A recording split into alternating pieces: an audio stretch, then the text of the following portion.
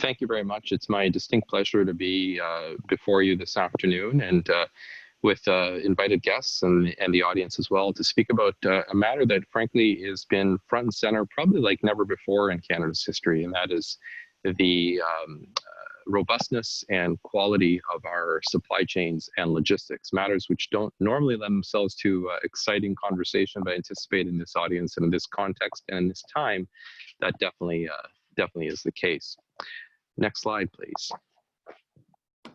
What I want to do today is present a bit of an overview of the CBSA, what we do, who we are, and while it's intuitive to many people, it is important, and I won't read out the slide content, it's important to present it in the context of what I call, I guess it's a bit of a polarity. On the one end of the polarity of what we do is comprehensiveness. On the other hand, it's selectiveness. I think many people perceive that in delivering the over 90 acts, regulations, and international treaties that are applicable at the border, people perceive that it's a comprehensive application. I don't think I'm telling any tales out of school to suggest that no, in fact, it's quite selective. So what we do is we engage in choice. Understanding that in the delivery of our mandate and in making choices, we fundamentally have the mission to ensure Canada's security and prosperity is protected by managing the access of people and goods to and from Canada. In my role in the commercial program, I'm responsible for the goods movement component of it. What I like about dealing with goods instead of people is that goods don't complain as much, but when you screw up with the goods, it tends to be a lot more broadly applicable, shall we say. Next slide, please. So the overview of the commercial program for which I'm responsible basically comes down to our responsibility is to create the regulatory framework to allow for the movement of admissible goods into Canada and out of Canada as freely as possible. At the same time, to ensure that inadmissible goods and prohibited goods are prevented from entering or exiting Canada. Many people forget we also have export controls in a lot of areas. And at the same time that we do that, we are also accountable for revenue integrity, ensuring that the Crown gets all the duties and taxes that are owing to it in the context of the movement of goods across the border. So it's that three prongs of a triangle that we do. And how we do it, as indicated with the imagery at the bottom, is through a wide variety of physical infrastructure. We have land border crossings, we have sufferance warehouses, rail offices, airports, marine reporting sites, ferry terminal ships. So we have a widely dispersed delivery model for our service, which makes it quite challenging in terms of delivering consistent service, in terms of delivering a consistent approach to our service delivery. So what we have done as an organization is embedded and inculcated variety into our program delivery. Border Services officers have unique legal responsibilities for making decisions on entry and clearance of goods. I can't pick up the phone and tell a Border Services officer that something should or shouldn't be allowed into the country. That's not permitted.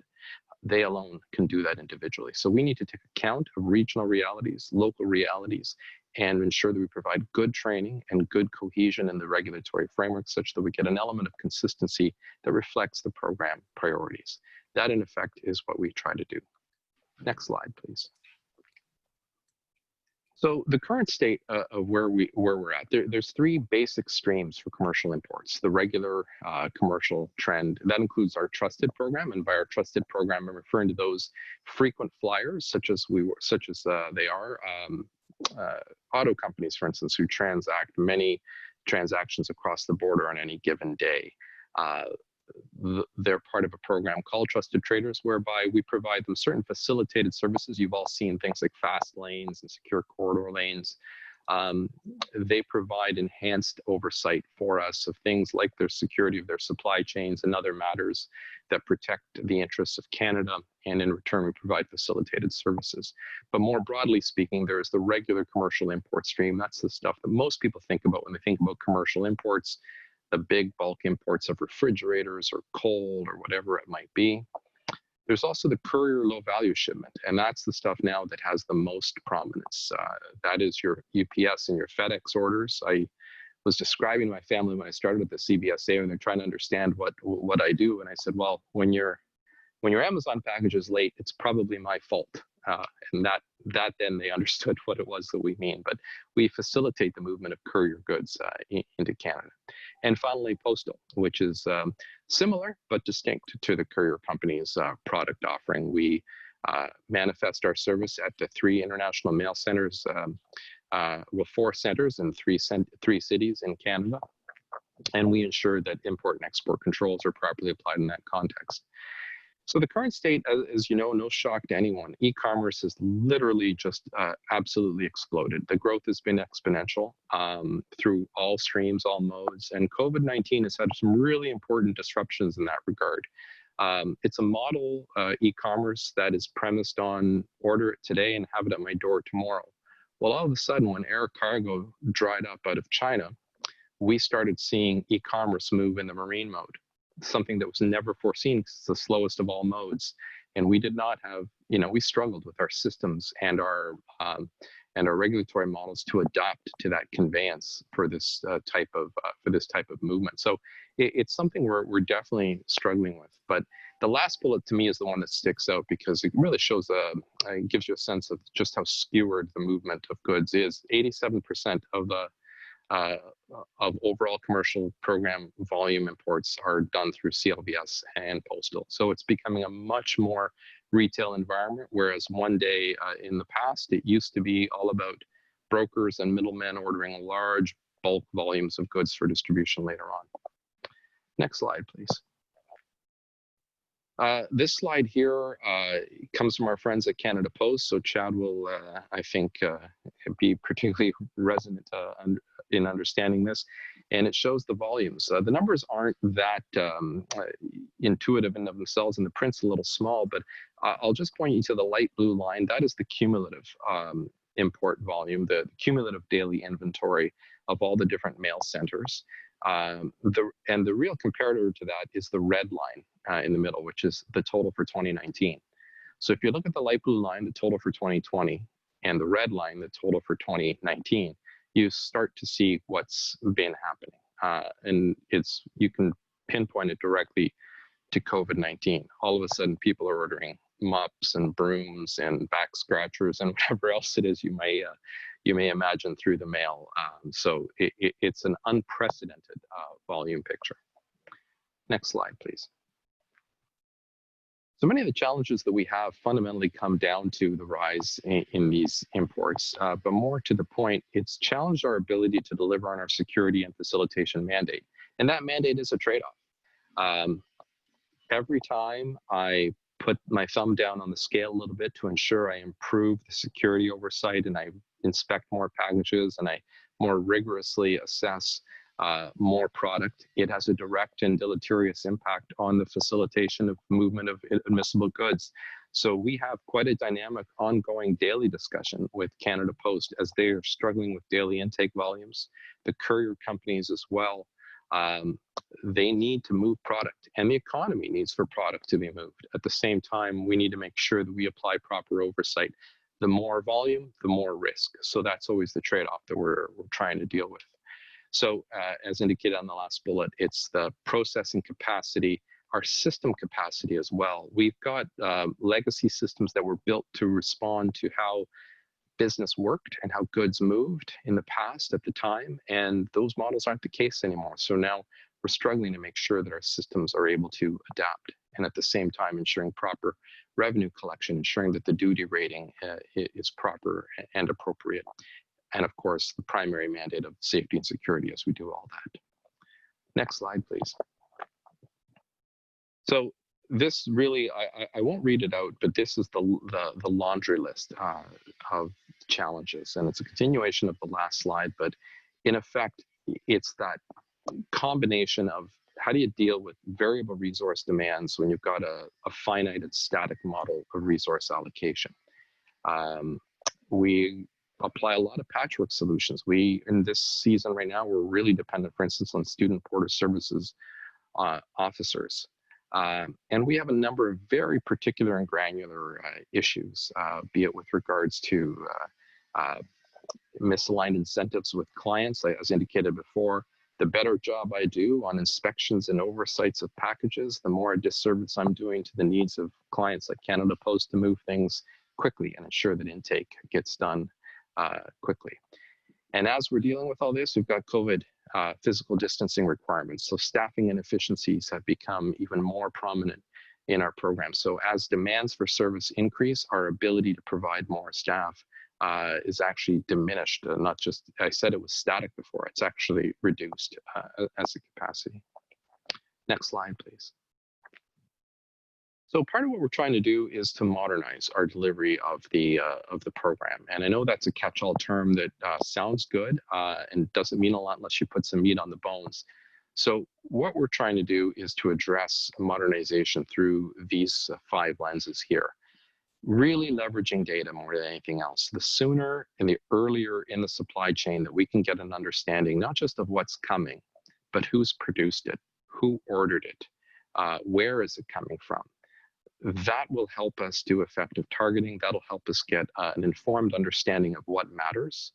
And so advanced data and analytics and developing models by which to understand what is of interest to us before it arrives is critical.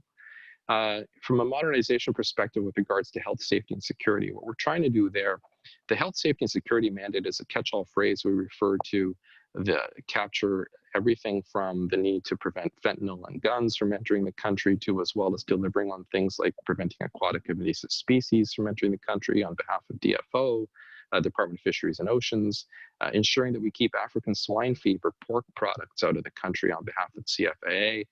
What we're trying to do with the modernization agenda there is to establish a common approach to risk amongst all government partners, to try to use modeling and to try and use the latest sophisticated algorithms and other scientific methods by which to say, do we have a common understanding of where risk lies, how trade-offs should be made, and how, frankly, prioritization should be done.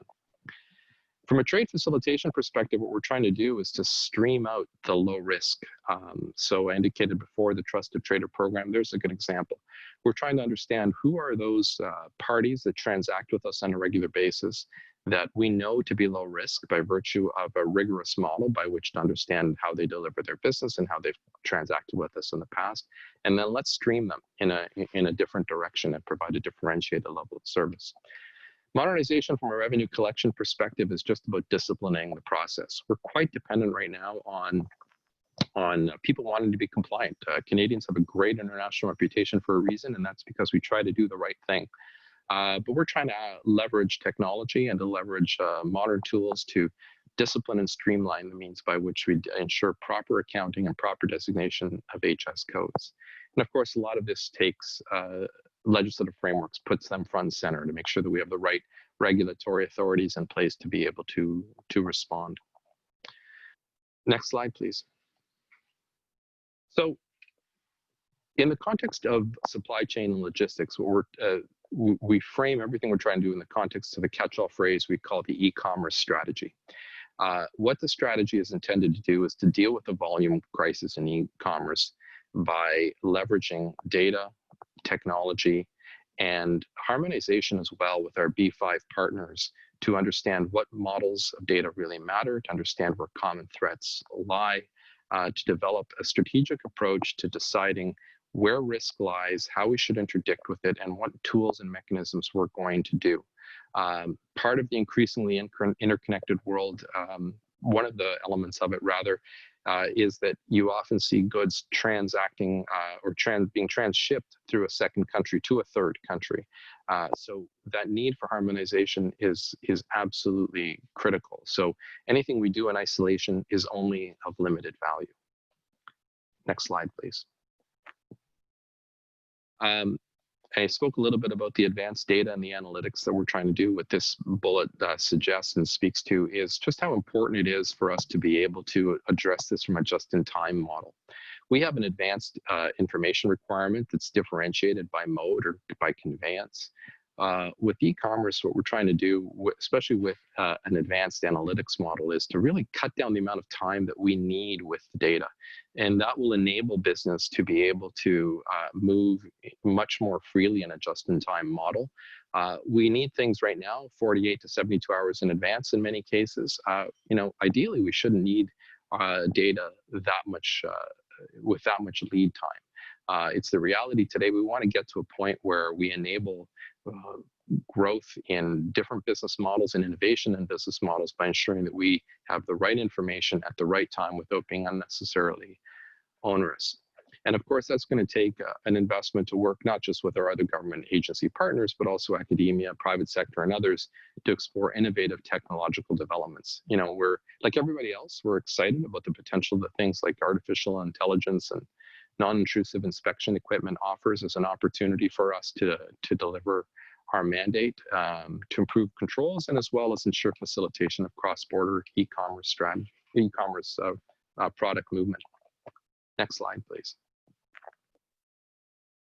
To that end, Hamilton is a really interesting spot for us because we've got a courier analytics portal, we call it, a pilot program in Hamilton.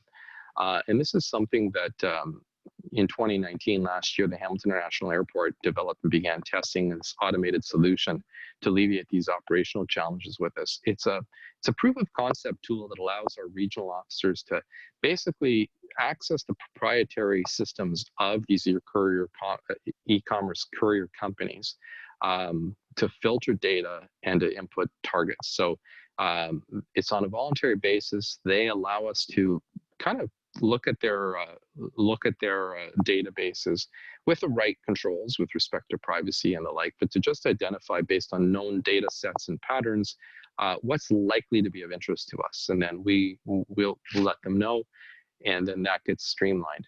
We're hoping that this solution is going to be used nationally wherever CLBS operates.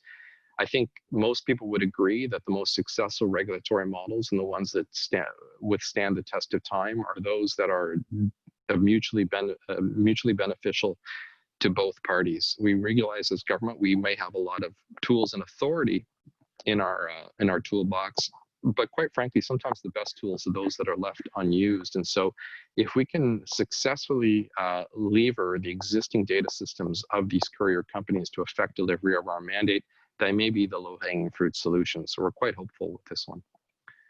Next slide, please. And then a number of other initiatives we're pursuing. I mentioned revenue integrity. That's what CARM is all about. It's the CBSA asset and revenue management tool. I think most of you who filed your taxes now have gone on the CRA website and you've developed your own personal accounts, your login account, where you can see your TFSA, you can see your RSP deductions. That's what we're moving towards for commercial importers. You're going to use your business number, and that'll be your login. And you'll be able, through the CARM tool, to see your account. And you'll be able to understand, your historical movements, what you currently have in the system, what your outstanding duties and taxes are, means by which to file any adjustments that you want to file. And that provides just a rich environment for us to understand what's going on, to do assessments and analytics around that activity, and for business clients for themselves to have real powerful information at their disposal with the state of their account, minimizing the amount of back and forth and the need for phone calls. We're also pursuing with Canada Post Postal Modernization Initiative, and what that is we're in lockstep with Canada Post. It's even a joint funding arrangement to improve customs processing of mail and revenue collection with the deployment of automated systems and improved technology at both Toronto and Montreal mail centers. Like I said, Canada Post realizes we need to deliver our mandate in the context of their business. But quite frankly, they're making investments on our behalf, takes away from their already strained revenue environment. We understand that mail needs to move as quickly as possible in order to make sure that they can deliver on their business imperatives. But quite frankly, we also aren't that incentivized to invest in faster processing. So what PMI says is, let's both take our common interests and bring it to the fore in the context of redeveloping infrastructure in the Toronto and Montreal mail centers. So the objective is that both parties are going to get enhanced improvements with these joint investments. Next slide, please. We're also pursuing a cargo pre-clearance. Last year, there was legislative authority given. Everyone's experienced air passenger pre-clearance when they've flown down to the States. What cargo pre-clearance will do is it'll allow us the means by which to test some pilots to hopefully, like I said, screen many of these products prior to them arriving at the borders. They will arrive already pre-cleared. We're right now in discussions with a number of different potential partners for a pilot, which we're hoping to announce in short order, that will effectively deliver CBSA officers in the commercial stream in a pre-clearance environment for the first time ever. And we're quite hopeful that that's going to really address backlogs and particularly border wait time challenges, because trucks will hopefully not have to wait as long. eManifest is a legacy project of the CBSA, but it's pretty important as it continues to go forward. It's basically a portal that allows for the transmittal of data in as light touch a means as possible. It provides industry with visibility as to their custom status. It's intended to be a platform that's really two-way. We still have some work to do in that regard, but we're continuing to invest in the eManifest portal because, again, that shared information environment is so critical to minimizing misinformation and the kinds of things that are really disruptive to trade patterns. Next slide, please. And then as well, we're going to be focusing on facilitating the trade on admissible goods. And so that's our Trusted Trader programs. What you see here is a combination of programs. Some of them are voluntary and some of them are well, they're both voluntary and a partnership, really. It's a combination of an investment in infrastructure, things like fast lane access, prioritization of access to certain lanes in cases of closure. What we get out of it is that these trusted traders are clients and companies who have given us a methodical, traceable means by which we can assure ourselves that they have secured their supply chains, that we understand what's moving, we understand the controls they have in place, and moreover, we have means by which to audit and to deconstruct whenever those rare occasions when failure does happen, to understand what happened and to put in place management programs by which to ensure the corrections are implemented. Importantly, one of the other elements that facilitates trade are a lot of international agreements that are mutual recognition agreements, whereby we recognize the customs standards of other countries for the purposes of goods that are coming from those countries into Canada. That helps us knowing that they have affected perhaps export controls or similar controls on the items that we are interested in as well. By the time it arrives, it helps us understand that the risk profile of those goods might not necessarily be as difficult as they would be from a non-MRA country. Next slide, please. So going forward, what we're hoping to achieve is continue to invest in these transformative projects. We want to, more than anything else, we want to move away from paper transactions. I've been blown away. I've only been at the agency for a year and a half, and I've been blown away by just how heavy the legacy systems are in this organization. Stamps, paper, it's printed out in triplicate. There's a lot of that still happens, but we're very committed and focused to moving away from that environment. We want to focus on electronic data acquisition, digital processing, quickly, rapidly, run against an analytics environment that leads itself back to the kind of solutions and the outcomes that we want. Going forward, we see an iterative IT world whereby we lever things like artificial intelligence, machine learning, the blockchain environment, so that there's a universe of information that's accessible to different parties for different purposes, but they're all grounded in the same facts. That allows us to move through the risk environment iteratively. There's nothing more difficult for big lumbering beasts like government than the challenge of agility. When you have an IT system and you have regulatory models that allow you to respond iteratively to emerging threats because you've got a common set of data and facts around which you can apply varying risking or targeting algorithms or models, you're starting to kind of address that challenge. Next slide, please. So that's it. So with that, I guess I'll open up to the discussion because I think that's where the most interesting part of these presentations always falls in. Thank you very much for the opportunity.